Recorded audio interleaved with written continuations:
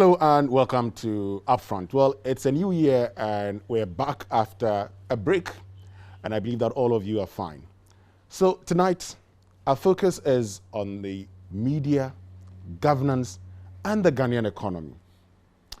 And we have one person who will be helping us appreciate his perspectives on all of these. How's the media been performing over the last few years, particularly during election 2020? How about the Ghanaian economy? Well, we are told COVID has done a lot of harm to the Ghanaian economy. But even before COVID-19, was the Ghanaian economy doing well? And is the Ghanaian economy on the path to recovery, as we are being told? How about helping us attain our aspirations as a people? How about helping us to ensure the well-being of the Ghanaian populace? Well, we focus on the governance of this country. We'll talk about our elections. We'll talk about how the government of the day has been able to achieve all the targets it set for itself, and whether there was even any justification at all for the 123 ministers in the first term of President Akufo-Addo. My name is Winston Amoa, and this is Upfront. When we return after the break, I introduce my guest to you, and then we begin discussions on the very first edition of Upfront for 2021. We'll be right back. Welcome back. Thank you very much for staying with us. If you just joined us, this is Upfront on the JoyNews channel. And my guest this evening is one that is known to many of you. But today he's joined us as the Chief Policy Analyst of the Ghana Institute for Public Policy Options, Dr. Charles Wereko-Brobby. Thank you very much for joining us, and a Happy New Year to you. Thank you. Happy New Year to you, Winston. And I'm glad to be on your show. Yes, we're also happy that you've welcomed us to your house. But how's it with you? I mean, it's been a while. How's the economy treating you? Well, actually, I've sort of generally I'm in retirement. You know, I think a few years ago I got too busy, so the Lord put the brakes on me. So after that, I decided to take it easy. So essentially, I'm in retirement. I don't really get up too much. Okay, but I'm sure there's one thing you've been doing. You've been following happenings in the country. I've always followed the happenings in the Fourth Republic. And you've been monitoring all the happenings on social media. Yes, and it's one thing that allows me to keep my brain functioning, and also to be able to comment on things as they happen. Exactly. So let's look at things as they happen now. And one of the things, yes, we are done with the elections, but even before we get to happenings around the election, one of the things many Ghanaians have been talking about is the performance. And in this case, one question Ghanaians have asked, the president in appointing ministers in his first tenure talked about, judge me based on my performance. 110 rising to 123. If you were to judge the president, would you say that number, based on his performance, has been a justification for the number of ministers he appointed? No, we have had very little value for our money. I've been following your analysis of the performance of ministers, and I would have taken a slightly sort of different approach. I would have tried to elicit from every minister one particular achievement of their 4-year tenure. You know, not just the words, but something that you could say, well, this was not there when this person took up the position. After 4 years, they are there. If you look at the numbers that the president had, it's far too large, because first of all, the Constitution gives us guidance as to the size of ministers. Tells us roughly the size of a cabinet, which is around 19 people. Yeah. You can add your regional ministers, etc. By the Constitution, deputy ministers are not supposed to become active ministers when the substantives are not there.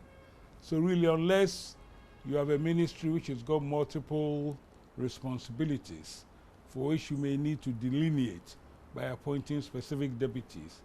I find the whole idea of deputies also spurious and not tenable. So the number was excessive. And the very fact that we are being told through the normal little leaks that the president intends to reduce the size substantially. It's an acknowledgement that maybe the initial exercise was more to reward loyal servants than to fill positions, because these were much needed positions. Well, that you talk about, it's because, well, according to the president has actually been satisfied with the performance of these persons, because we were put in there for specific projects. Well, that's why I say it would have been nice for each minister for us to know the specificity, because a lot of what we heard were very general words of platitudes without saying, oh, this, and of course in many cases there were several competing claims from various ministers as to which specific thing was attributable to them. So I think really we cannot justify. I think Kenya has got about 40 ministers or less. I mean, 122 ministers cannot be justified, especially when position. One was very critical about the number of ministers of ex-President Mahama, which is around 80. So what was the basis of the criticism?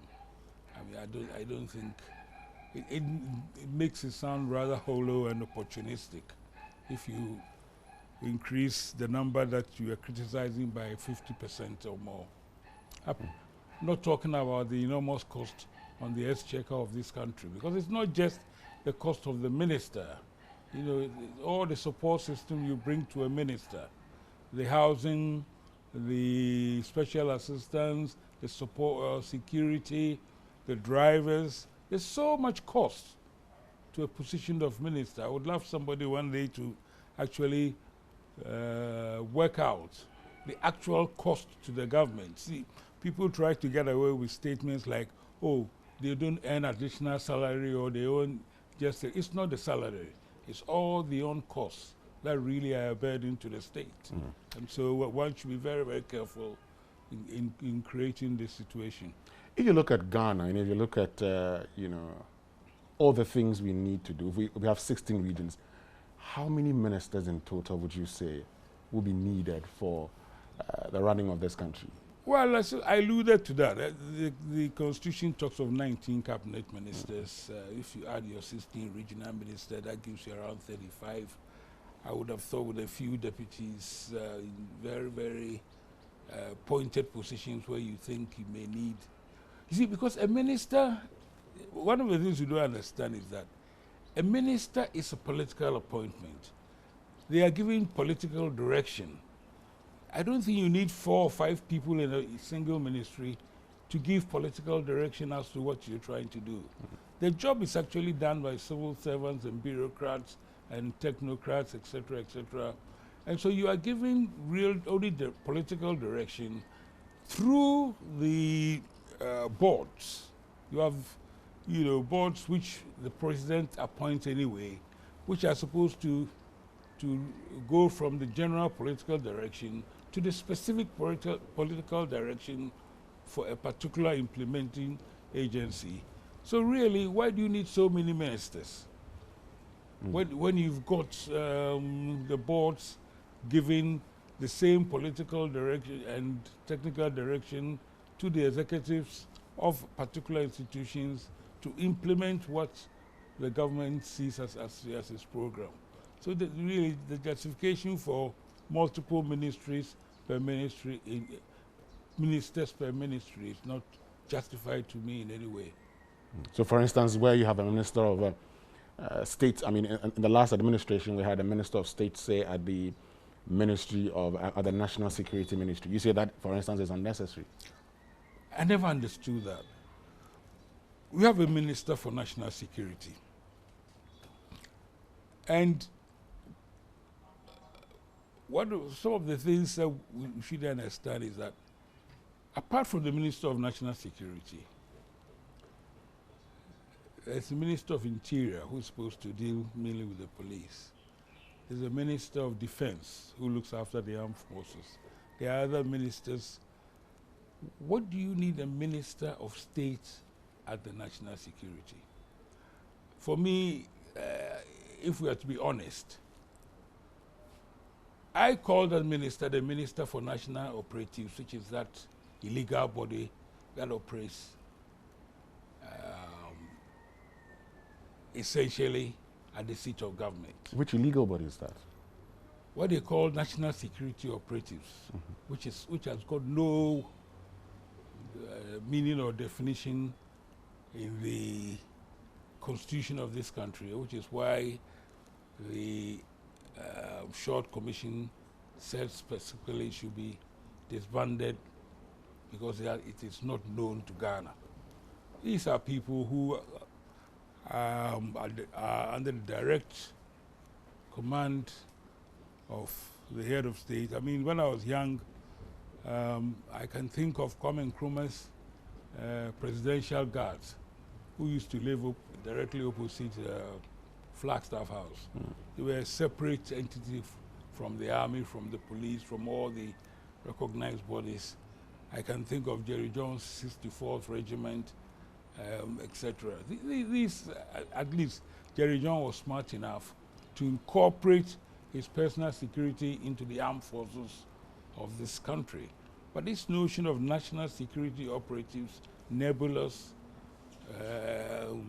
illegal body which has no place in our constitution, it's unfortunate. And you think the Minister of State at the National Security Ministry was the one superintending? Because you're operating from the Flagstaff House.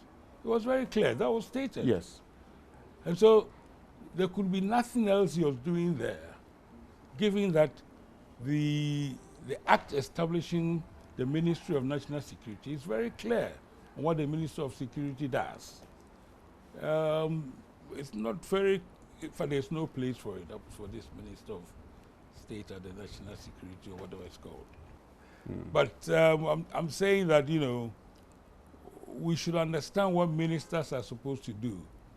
And when you get too many people trying to give political direction, they confuse everybody else. So the fewer the more, as they will say, the fewer the merrier.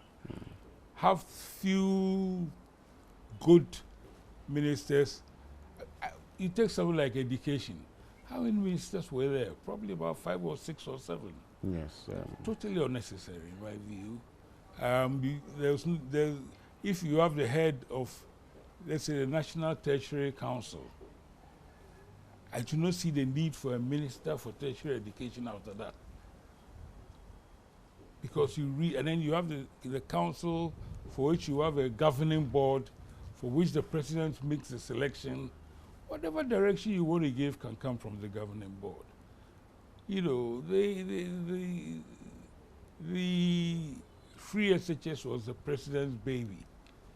It was very clear what you wanted to do. The implementation needed technocrats to be given directions. I wasn't sure that you could have ministers, deputy ministers, etc., you know. All you tend to do is create spots of jealousy and power fights and etc. It's not. So on this bit of ministers, Winston, let me put in a very sobering prospect. If anybody wants to check, I don't think there are more than 20 people in the largest democracy in the world, the United States government, who carry the title Secretary of State. The cabinet is around 16 to 20. And that's the large federated states of 50 individual states, plus governors and people who set the agenda for the government, I don't think Joe Biden will have more than about 20 people who will carry the title Secretary of State or be labeled as members of the cabinet. So that should tell you a little bit about what I call a signature from our end about what ministers are supposed to do in a Republican government.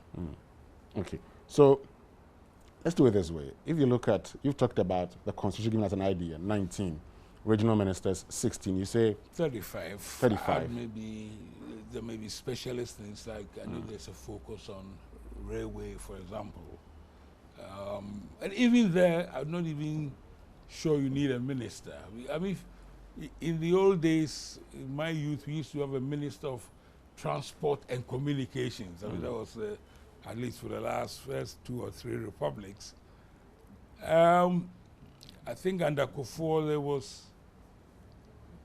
some deputy ministers with specific responsibilities. But under transport and communications, we had railways, the civil aviation, the airports, and state transport, etc., all run by very competent governing bodies with competent technocrats. You didn't need a Ministry of Aviation, a Ministry of Transport on its own, as we have now, a Ministry of Highways. All of those came under the great thing of transport and communications. So it's not like we haven't coped with smaller numbers before.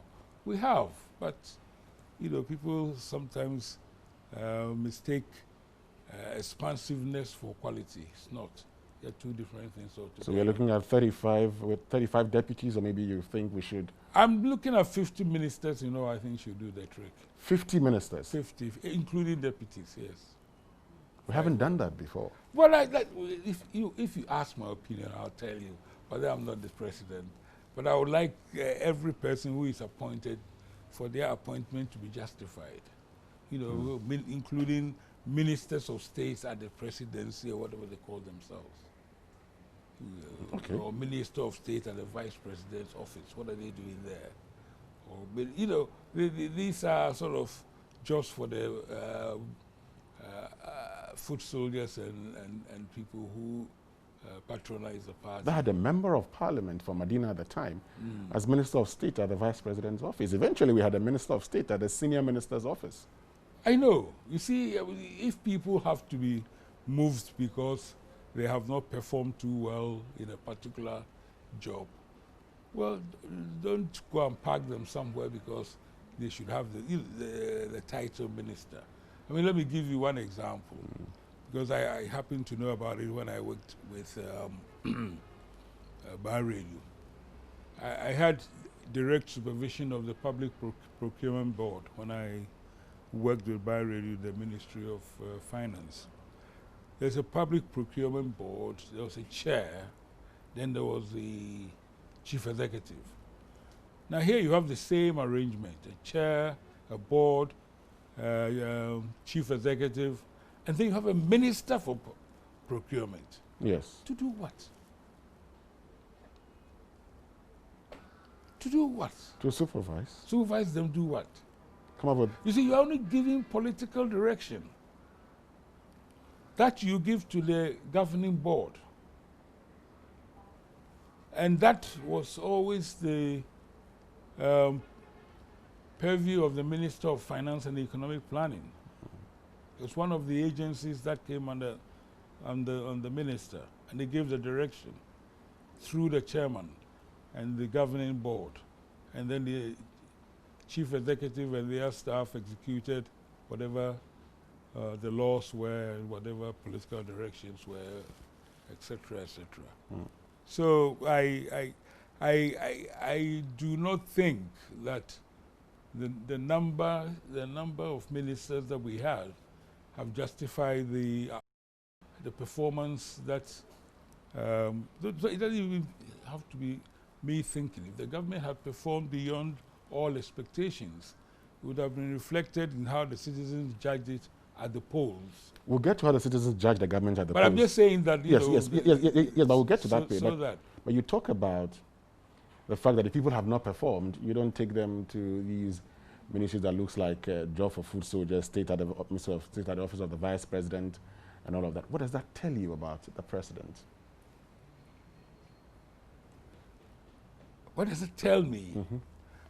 Oh, what I know about the president has got nothing to do with... No, but what does that... This particular, reshuffling, and, the fact that you say somebody hasn't performed, the person be fired. First of all, don't talk about reshuffling. One of the things that was very unusual about the Nanado's administration was the fact that very few people were shuffled around. Very few people of substance. Normally in an administration, you get one or two major reshuffles that reflect. In fact, ministers normally spend 2 years in the ministry and get moved on. That tells you that, really they are supposed to just ensure that the government's political direction is followed and not try to implement things themselves.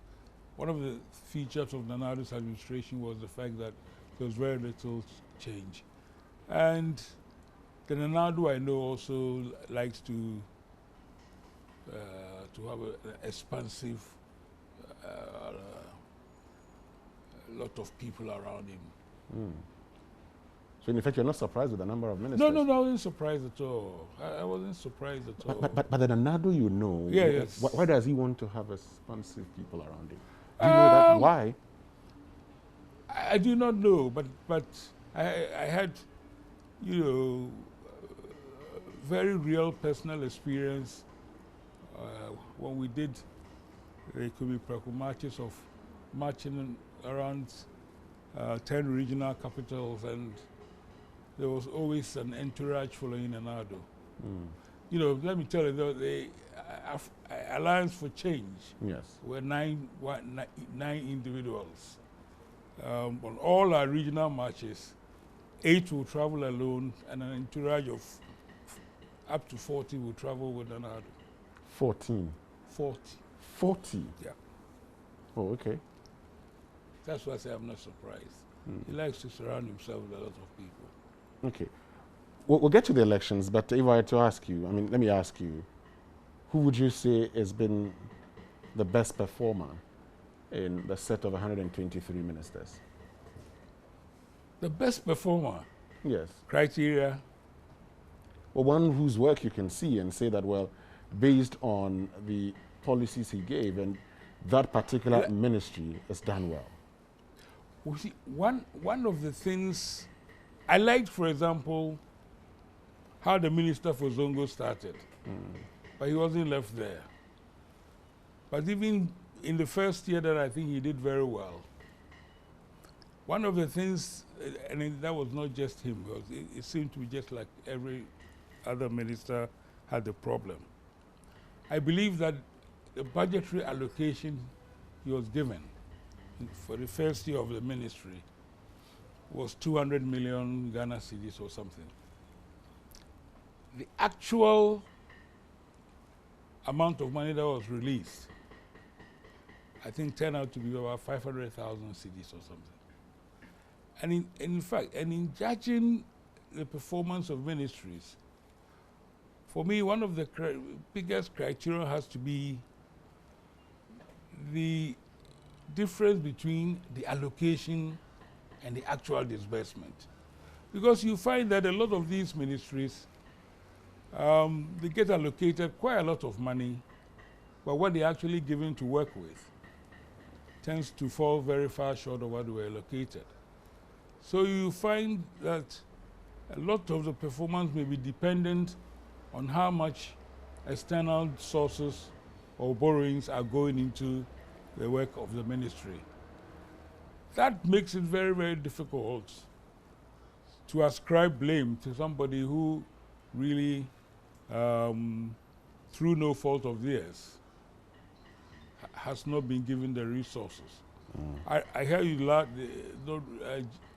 judging the work of, I think it was the Minister of Health, Yes. and you raising the issue of resources which were not made available. Or in fact, you had this, for me, a very peculiar, strange thing where we increased VAT, etc., ostensibly for the national health insurance scheme. And then you find a cap being put about on how much of this money was being given to the scheme, and even how much was, once that allocation had even been given, how slow disbursements were. And I think one needs to look about very critically about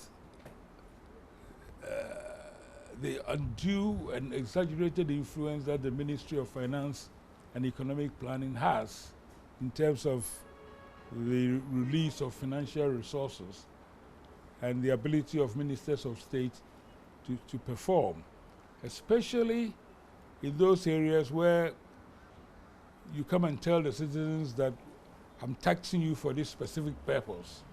Let's say we are being paid, asked to pay 2.5% extra VAT that will go into the National Health Service. And the money disappears into the general consolidated budget, and the health service on paper has money, but in reality cannot pay users until some minister or the other says, here's a little bit of money. These are all things that, you know, it makes a whole complete nonsense about the whole ethos of earmarked funds, etc. Okay, I mean, now that you've talked about the Minister of Finance, how about his performance, the former Minister of Finance, Ken Ofori-Atta?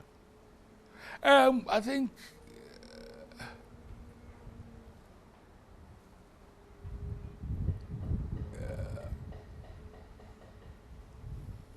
what are those automatic things called? Which ones?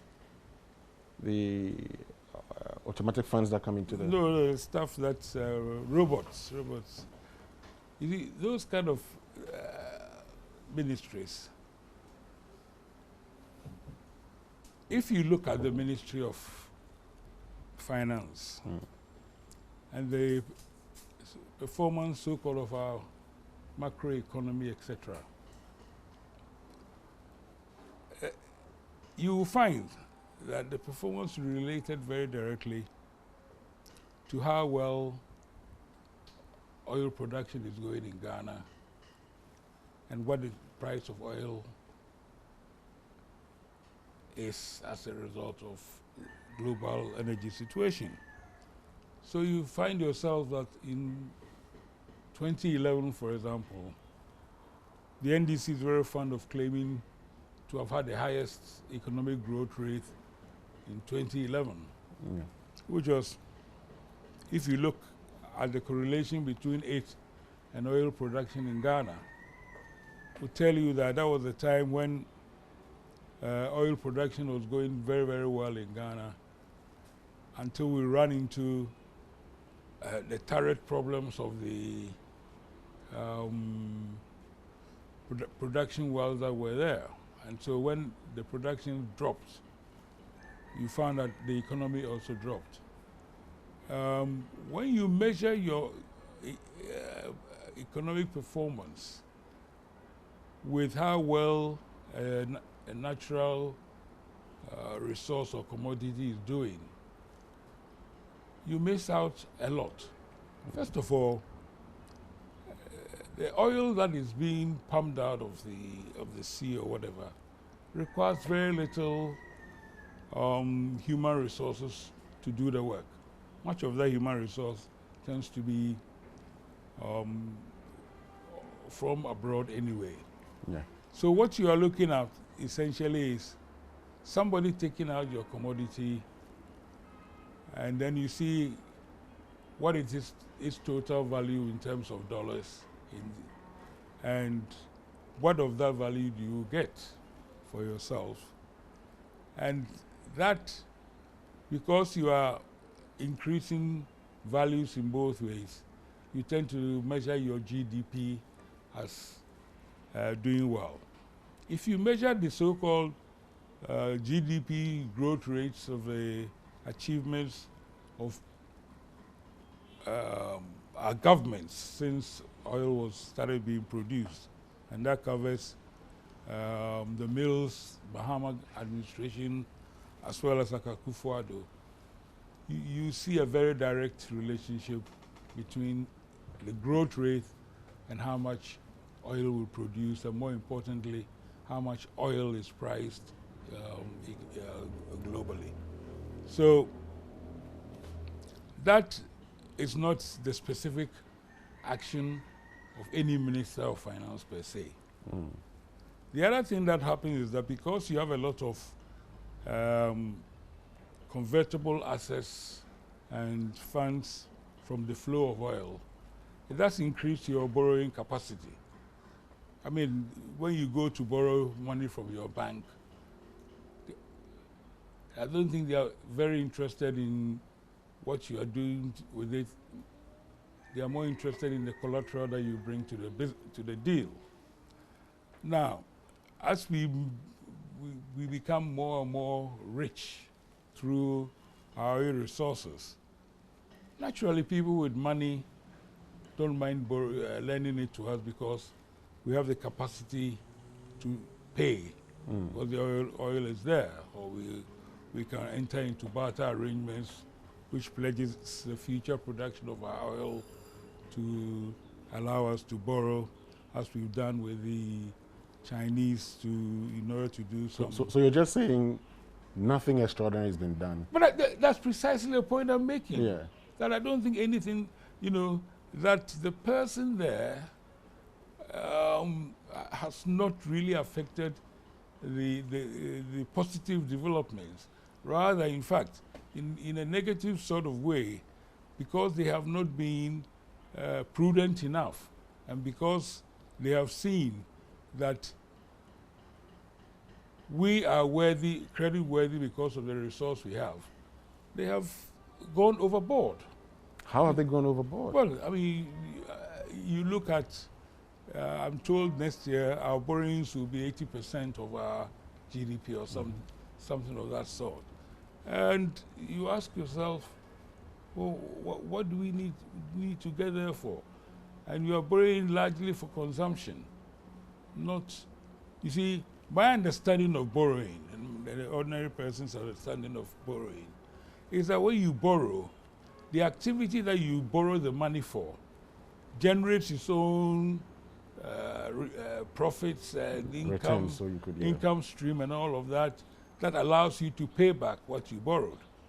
But we seem to have got ourselves into a kind of a strange situation where we borrow, and then when the time comes for us to go and pay, we go and borrow again so that we can pay off the old debts or reorganize the old debts and keep, in a sense, I don't see that the country itself is reaping substantial future benefits or current benefits from the borrowing that we did.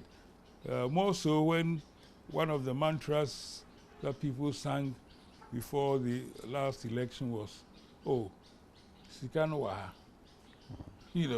So sometimes your words come back to eat and haunt you.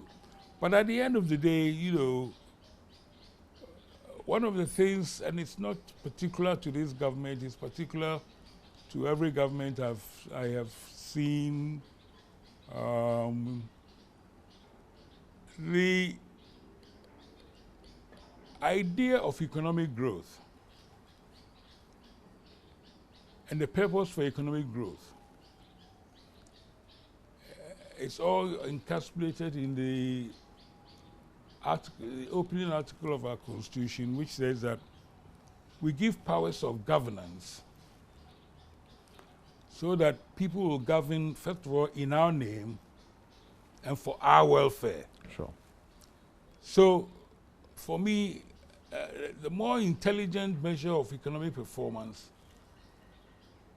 is how many jobs have been created, what has been the average the government said it created even wage increase. Just Plant for Food and Jobs created 2.2 million No. jobs. It says those things, not the claim, But if you go to other dispensations, there are bodies which issue these statistics, which people believe have credibility.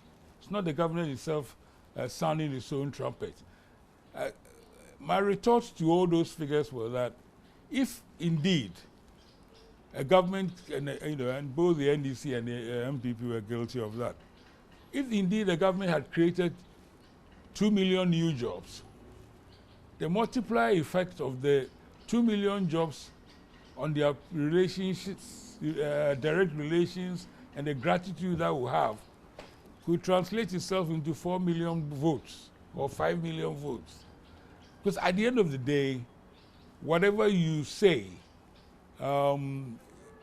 is how the citizen perceives as whatever you do improving their welfare. Yeah, that would be the judge. Yes, but Dr. Wereko-Brobby, someone would argue that that particular analysis would be a bit unfair to the government in the sense that somebody could get a job and still decide not to. No, I'm not talking about somebody who get it. Look, I'm talking about our academic approach here to the reality that persists elsewhere. Don't you ever think for a minute that the governments whom we are trying to imitate in Europe and Western world and United States don't also deal with the so-called macro numbers that we've got excited about? But when they report their economic performance, they report it in terms of its direct impact on the people's well-being.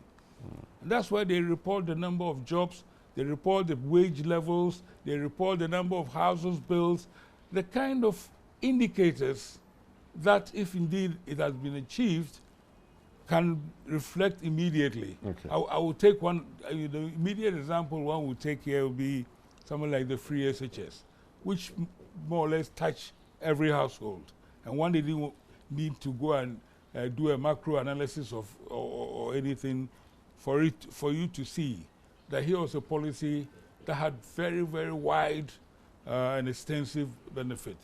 But here we seem to treat our countries like economic classrooms where inflation and macro and percentages, etc., are how we measure the performance of an economy.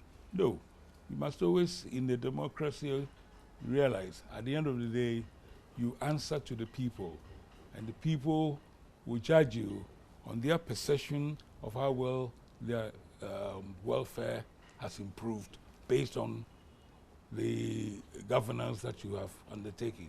Great. We'll come back to judging the people and how the people believe that their governance may have improved and why they voted the way they did for the government. But that'll be after this short break. My guest is the Chief Policy Analyst for the Ghana Institute of Public Policy Options, Dr. Charles Wereko-Brobby. Stay with us. We'll be right back. Welcome back from the short break, and thank you very much. You heard Dr. Wereko-Brobby talk about the fact that if you've touched many lives, it would show in how the people assess your governance. And so let's look at how the people assess the government by way of the votes gained in the 2020 elections. Dr. Wereko-Brobby, so we saw the NPP, they talked about, touching lives. They talked about how, even under COVID-19, they were able to, go around the country, particularly in the fact that when it comes to free water, free electricity for lifeline consumers, and so every household was, and the main policy, free SHS. Were you surprised with the votes gained by President Akufo-Addo? Yes, because in a way, you saying you touched is different from people feeling you touched. Let me take something that I'm familiar with. I introduced lifeline tariffs into this country. The whole idea was when we were extending electricity to every part of the country, we decided that there was no point extending electricity if your users couldn't afford to use the electricity. So we introduced the lifeline tariff, which was to allow enough electricity, 50 units, to enable people to have lights, 1 or 2 lights in their room, watch television, etc. You know, the policy ran into a lot of trouble for the simple fact that those that needed it most, the poorest, lived in compound houses where maybe up to 50 or 100 people will share 1 meter. It didn't take a long time for 1 meter to consume 50 units. So the idea was that ECG would provide energy meters. You know, in many of these compound houses, you have a wiring system where they can sectionalize where people are dwelling. So you could put energy meters to measure actually the consumption of individual tenants within a compound house. I'm not sure whether you've seen many of the compound houses in Asante Newtown and Amakom with about 100 or 150 houses. So you find that the so-called lifeline, which you mentioned, were enjoyed by people like Wereko-Brobby and Winston, who lived in houses where they had their own meters, and therefore they could get a 50 units distinctively, opposed to 50 people living in a house where maybe they will get 1 or 2, where the landlord was trying to even make revenue from the use of the common household meter. So if you say, you announce that 1 million lifeline customers are going to benefit from the electricity, you will find that it is just a statement and doesn't mean anything. Same with the water. If you give free water, I have a free water meter on my own. Yours, I guess you have the same. Who will benefit? Well, really, it's not us that we are aiming for. But I remember somebody, I think you reported it. Somebody did a study that showed that up to 2/3 of those intended to get free water did not get it, because the tanker owners said they wouldn't distribute free water unless they were paid upfront. So those who needed the water actually finished up with no change in status.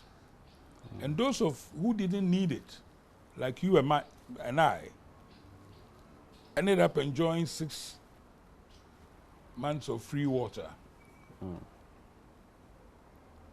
So the targeting was wrong.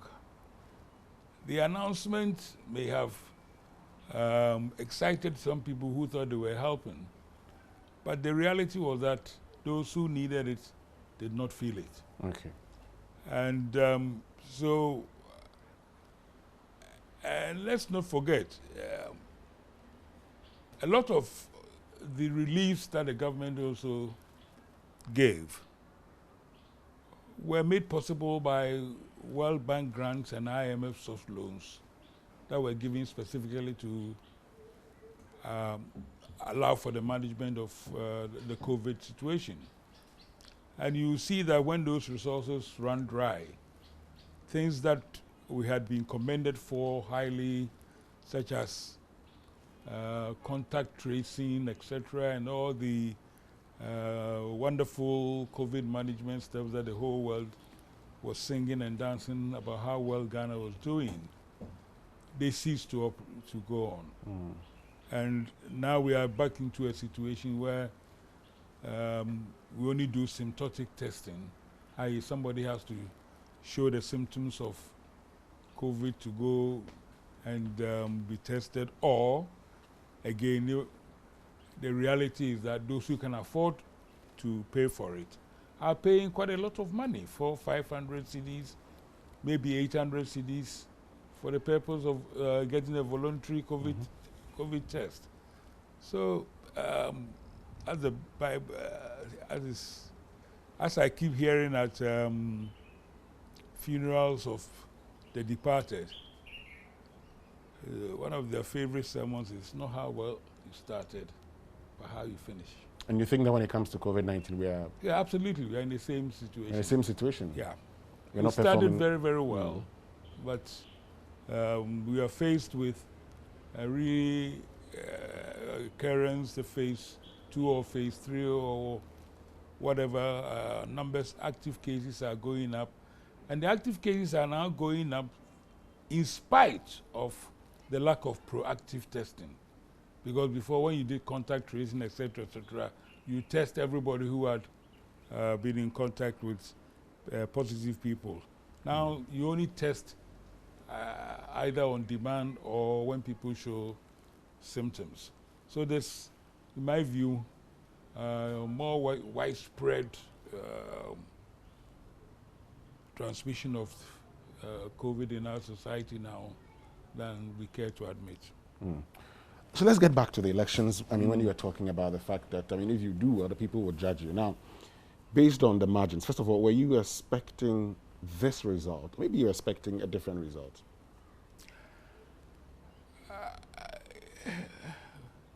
Our conservative society is very, doesn't change very much. We always give, at least since the onset of the Fourth Republic, we've done the 8-year cycle. 8-year cycle, not of people, but of parties.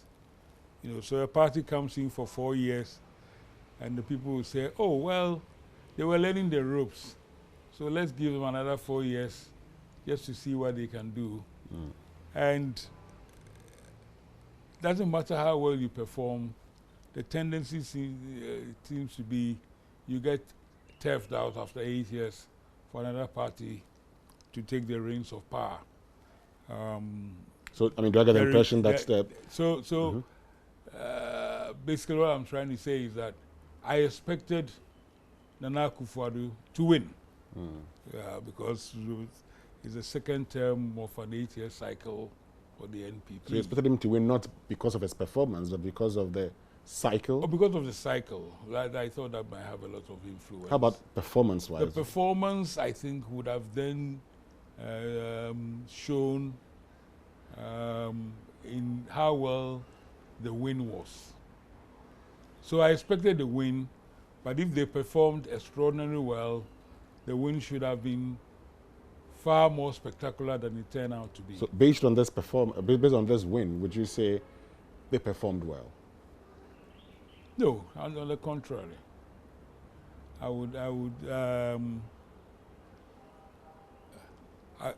would say slightly below average, given especially the turnout of Parliament. The first time we've had essentially a hung Parliament in the Fourth Republic. And so when you move from a position of 160 odd or 169 MPs 169. to have the same as the opposition of 137 each, I cannot call that a good performance. You know, How about that?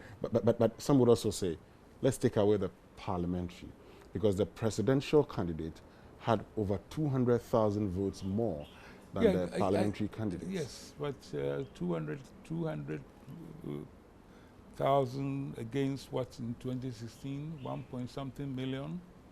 And this is more than his parliamentary candidates. No, that's not.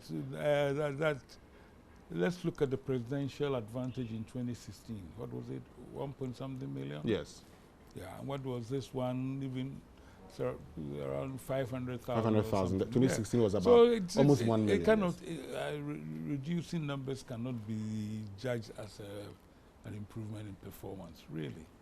I would have thought that if I thought that the free SHS gave very big advantage and head start because it was the one policy that touched just about every home in this country. But its implementation had certain difficulties which I believe the government was not prepared to listen to, because it saw every kind of criticism as trying to derail the policy. And some of them were very, very genuine. And many, many people, from the implementers to even parents, got a little bit upset about some of it. So you can see the very quick and ready junketing of, or junking of double track should tell you that that was something that many people were not happy with, complained about, and yet it was defended as the best thing since sliced bread. How do you jettison something that's the best thing since sliced bread? You really, that's why in one of my recent posts, I said, I hope we are going back to the listening government that the MPP seems to tout itself as not so long ago. But if I'm to score the government, I will score them in a way a secondary school mate of mine used to score himself. He used to mark his own reports. And he used to score himself A++, could do better. A++? Could do better. Could do better. What's that? A++ means you've done well, so... He could do better. So, yes. So the government will claim that it's performing well, but they could do better is the judgment of the people. I want your own score. Pardon? Not your friend's score now, but in your own score, for instance, if I were to give you 1 to 100. Oh, no, I wouldn't do that. I would probably give, depending on what the pass mark was. But it doesn't really matter. If the pass mark is 50? Doesn't really matter what I think. I said could do better. It means they failed? Well, no, they didn't fail. They could have done far. Look, Winston, if you look at the volume of advertising that our ears had to endure over the electoral season, the amount of noise, what do they call that board? The score what? The scoreboard? The Baumia board that everybody had to go and consult to see the achievements of government. And the tremendous noise that was made about... That's the results for the delivery... yeah, the delivery, whatever. Tracker website. There's so much noise.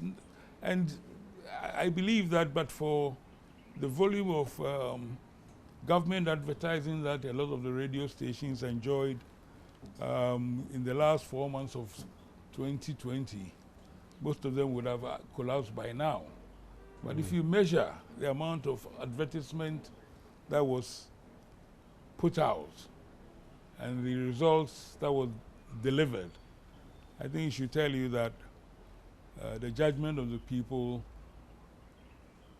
was not in sync with the kind of notices that people were being made to believe had been the delivery that the government had done. Dr. Charles Wereko-Brobby, it's been great speaking to you this evening. Thank you very, very much for joining us. We're very grateful. Are we finished? We're finished. I thought there was plenty more. Maybe we have to come back again. We have to come back again because there's more to talk about, but that's what time would allow us. All right, that's good. Thank you for the opportunity. Thank you very much, Dr. Charles Wereko-Brobby. Folks, that'll be all from us this evening on Upfront. We're glad you made time to join us, and we're also grateful to our guest, Dr. Charles Wereko-Brobby. Do have a lovely evening, and make sure you don't miss tomorrow's edition. Bye for now.